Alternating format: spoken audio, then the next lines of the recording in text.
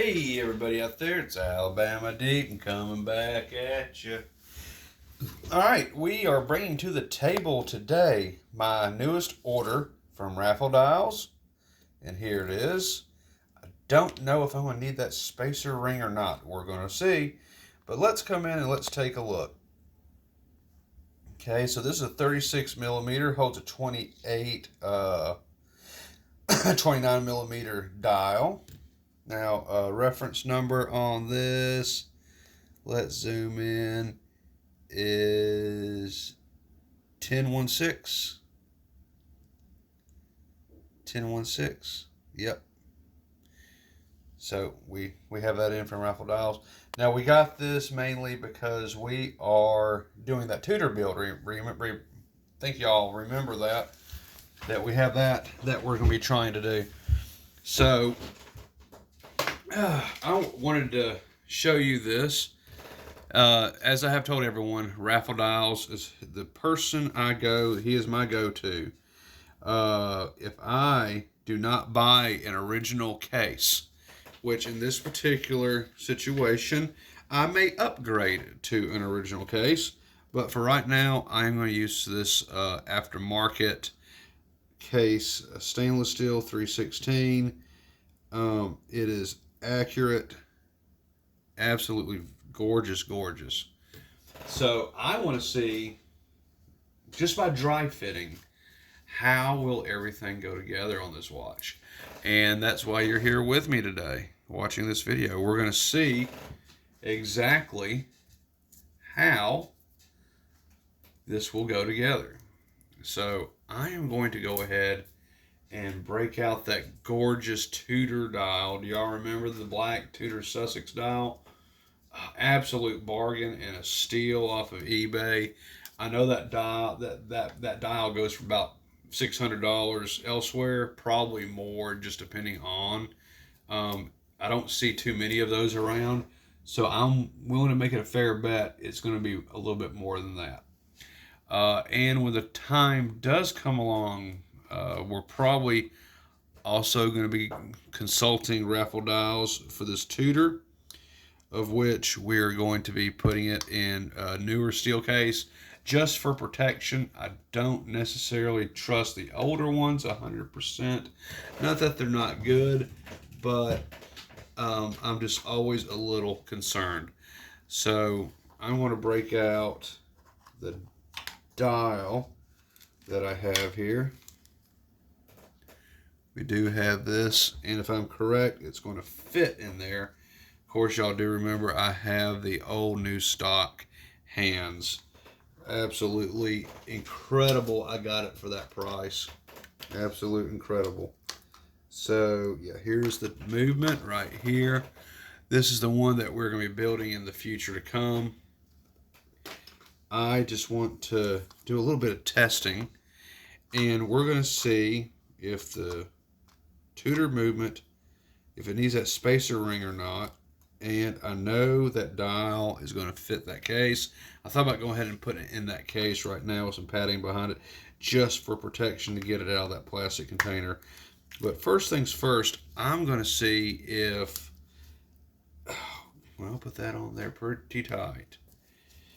I was playing with it earlier. I want to see how this movement's going to fit in this particular case. So, loosening up the crown on it. Of course, we all know this is a manual wind movement. Not a big deal. But I do want to see how that's just going to fit.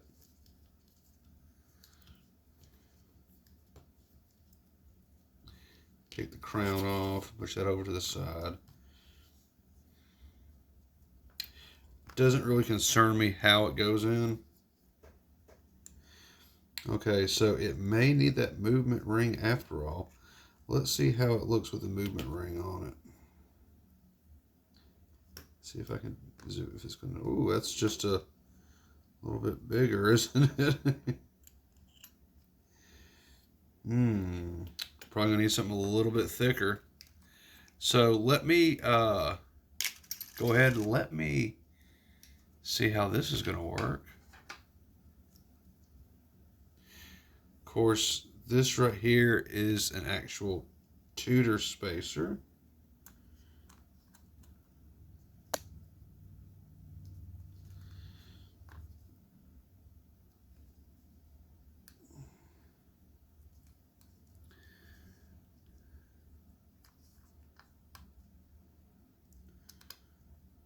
There we go.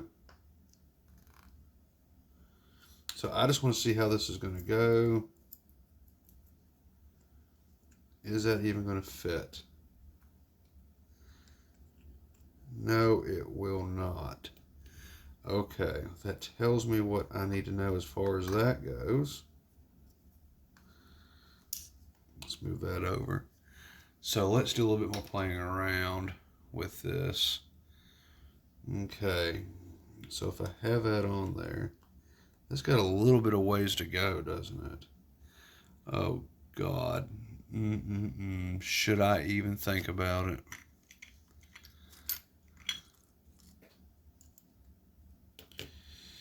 I do have this spacer right here.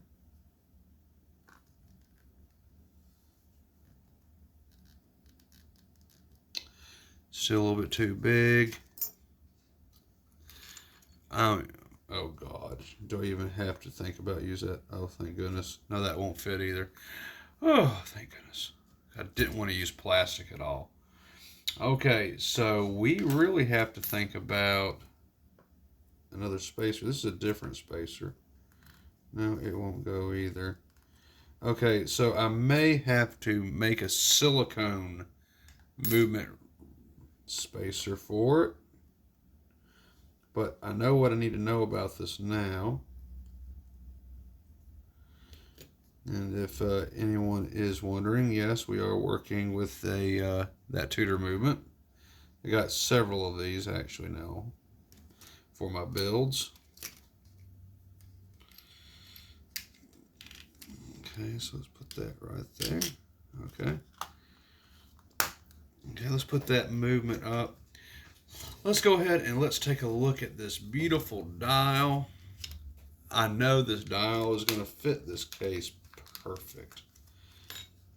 I have measured it. If it does not fit, I'm going to be very much disappointed, but I think it's going to without any issues.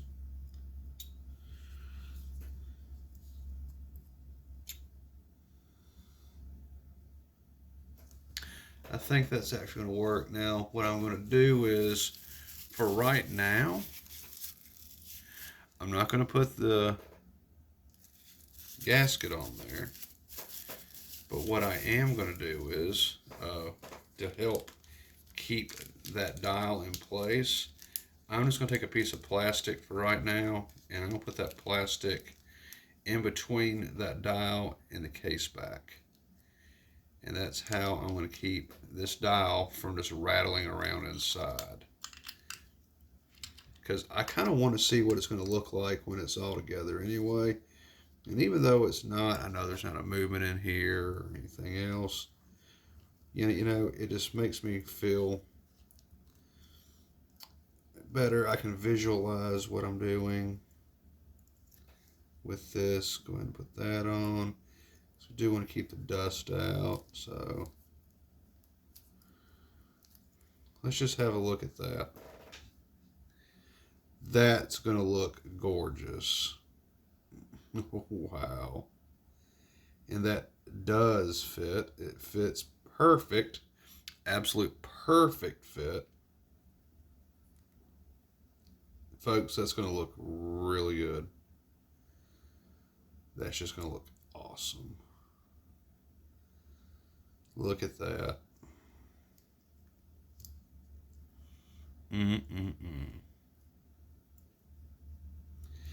All right, so the next thing I'm thinking about in this build, I got a ring. I'll put this over here to the side.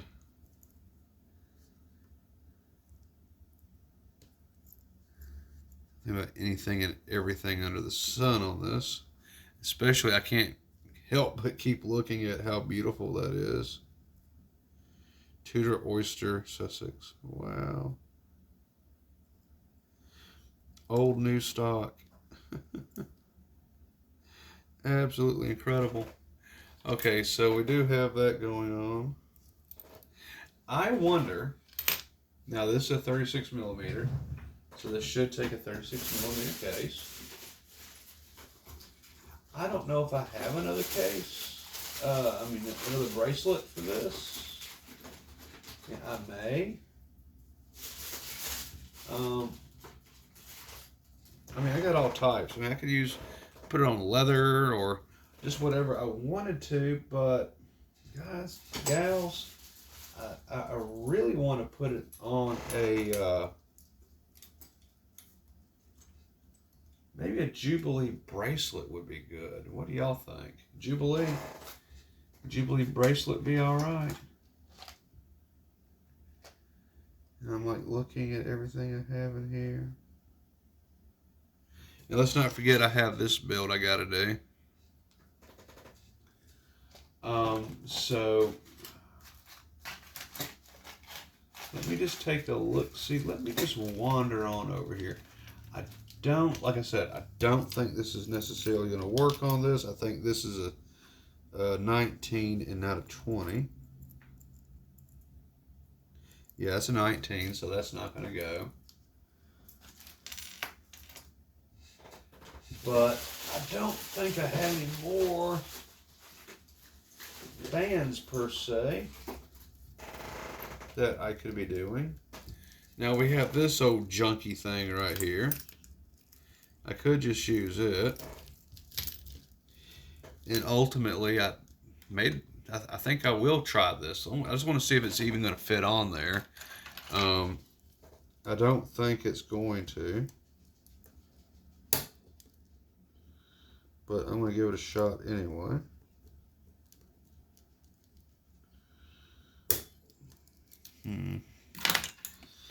I got that really expensive tool and it doesn't work the way I want it to. Probably just haven't had enough training on it, I guess. So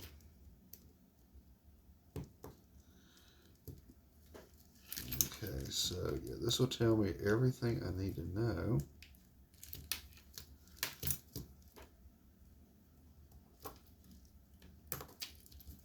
Okay, that's off. Alright, so I am thinking about a Jubilee. So y'all tell me what you think using the Jubilee.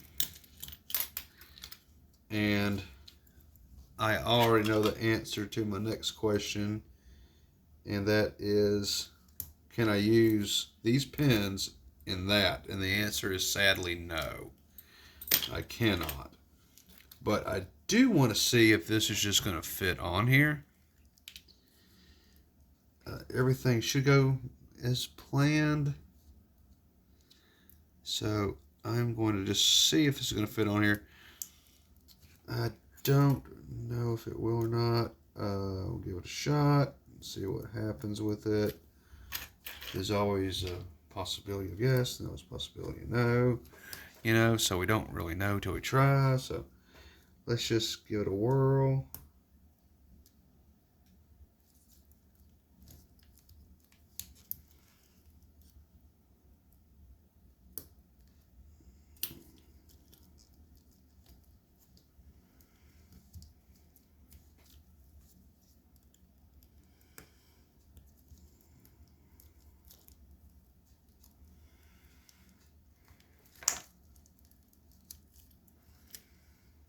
It's telling me I do have to mash it in.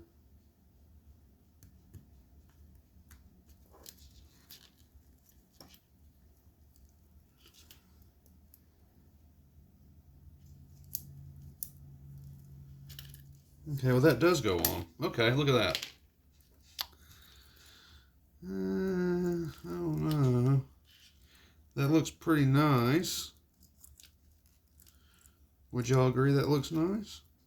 I think it looks all right.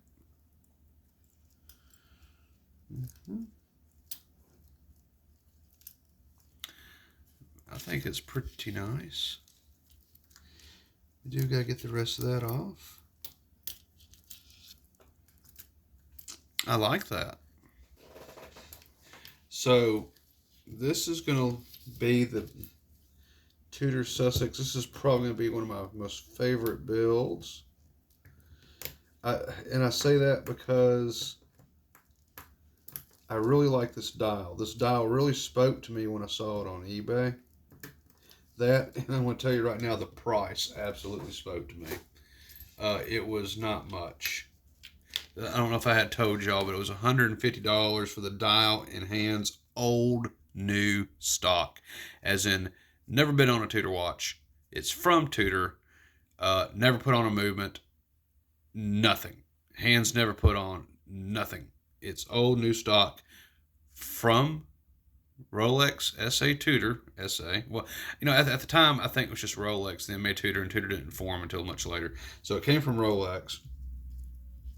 And that's kind of how they did it at a certain point in time, is that they would send the dials, hands, and movement in a package together, and they would send that across into the United States, and then it would be cased, kind of like that Rolex Skyrocket in the previous video that I did today.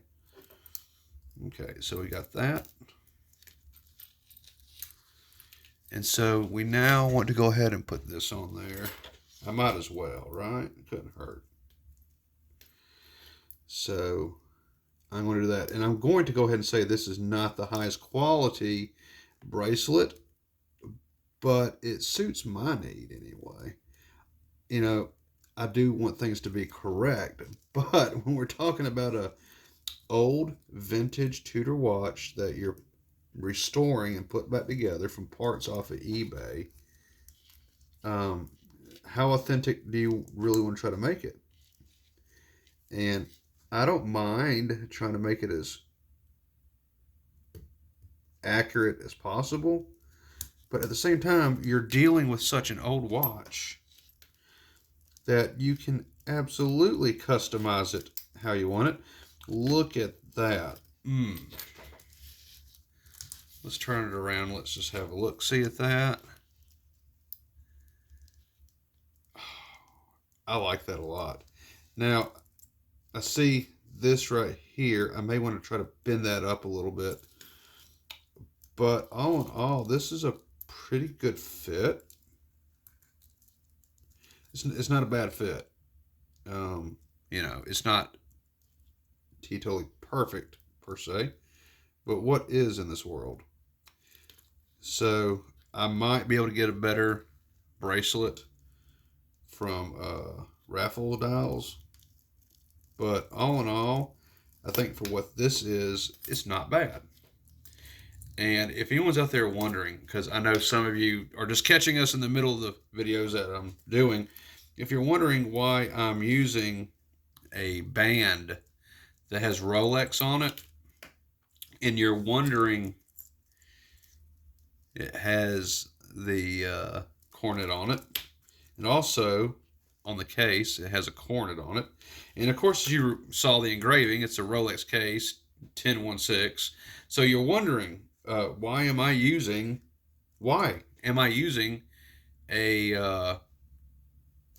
Rolex bracelet and case? For those who don't know anyway, and the rest of you I'm sure do, but to help educate others out there, back in this point in history, because really this reference number is 45 dash dash dash dash dash.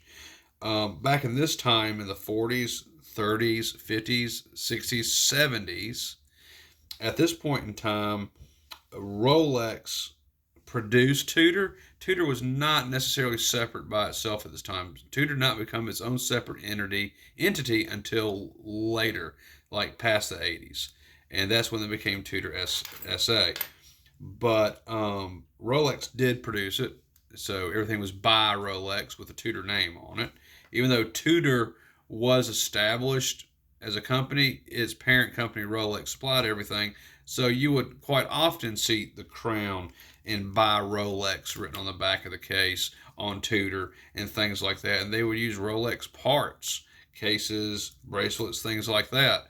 And it wasn't until much, much later that Tudor became, I guess, its own little official company, corporation, entity on its own, and then that's when they started putting the shield. But up until this point, we have a rose and a shield. Isn't that neat? Which I just realized that you have your own little rose and a shield there. So that is quite unique and different. And of course, they had the small shield. They had they have the small rose, and they have the big rose, and then you have the rose shield combo there. There was one time where you would see Tudor and then Rolex would be at the bottom. It'd be a double patent dial back in the 30s and 40s, but that's the only time you would see a double branded dial. There are others out there floating around that are not Tudor at all. They are knockoffs. They're not Rolexes. They're just a really good fake. Kind of like what a clone would be today. But look at that. That's just so gorgeous. Oh man, this is going to be a really good build. So we are definitely diving into this.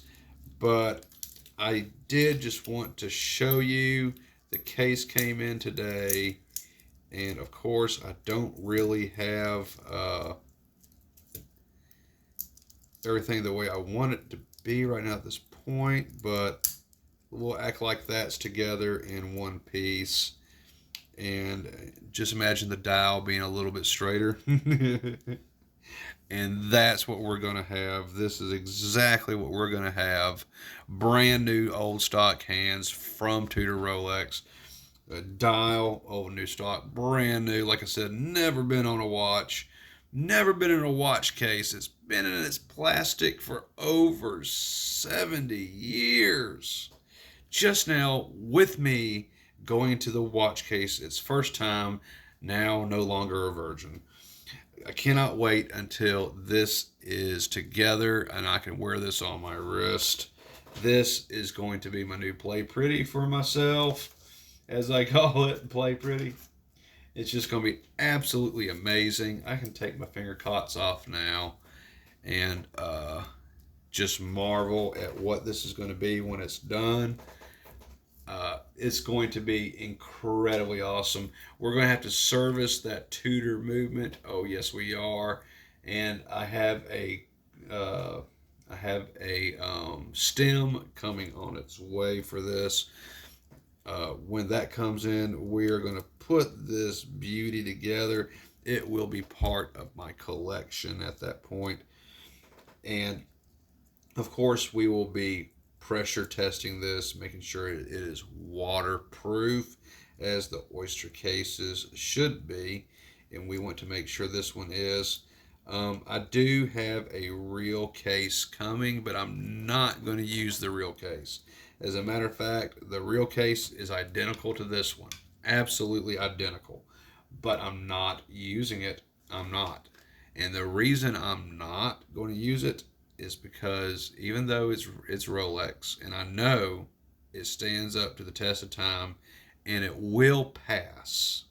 It will pass the water pressure test.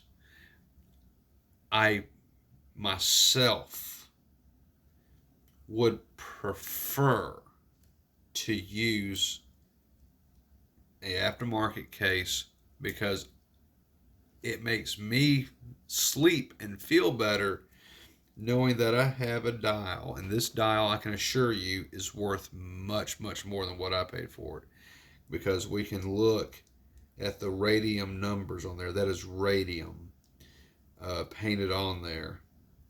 And the movement that I'll freshly service, the Tudor movement, that those beautiful old new stock hands that we do not want to mess up at all, I will feel, rest assured, I'll feel much more at ease knowing it is in a brand new case. And I just want to touch on, some people out there are going to say, well, that's not a real Tudor. It's not an authentic Tudor case. And I'll let those people know that even back in this time period, you could see this exact dial, hands and movement in a Denison case contracted with Rolex, and not be a Rolex case within itself, just a Denison case, and those were done across the pond and in Canada. Also here to avoid paying taxes. And some people are going to say, well, Rolex is a 501c charity. Yes, it is. But I do want to explain to you just a little more history and information on Tudor and Rolex. Is that Rolex did not become a nonprofit. Well, actually, it's not a nonprofit. Rolex is owned by a nonprofit organization that was founded upon the death of Hans Woodruff in 1960. So before this time, Rolex Watch Company within itself was just like any other company at that time. He just got away with taxes being on the cheap by going to Switzerland. That, and of course, he was German, and around World War II, people didn't like Germans. Of course, who would? So, yeah. It only became a charity in 1960 upon the passing of Hans. That's when it went into the control of a charity that he had founded in the honor of his late wife when she passed away. And it's controlled till this day by that company, by that charity. So just wanted to clear that up. I think I had someone mention in comments, since then deleted by them, that, well, Rolex was always a nonprofit organization. No, Rolex was not always a nonprofit organization. Rolex SA is actually not a nonprofit. It's owned by the Hans Woodruff Foundation, which is a nonprofit charity, and that charity controls Rolex. So essentially, with that being said, and it owning that as an asset, they don't have to pay taxes. And that's how that works, and that was done in 1960 when Hans passed away. So anything after that, tax-free. This, Hans was alive and well when this dial was made. He may have overseen the making of this dial himself. But this dial was when he was alive, pre-1960. This is probably 1942, 43, 44, somewhere around there. I still can't believe it's never been on a watch. It's just beautiful.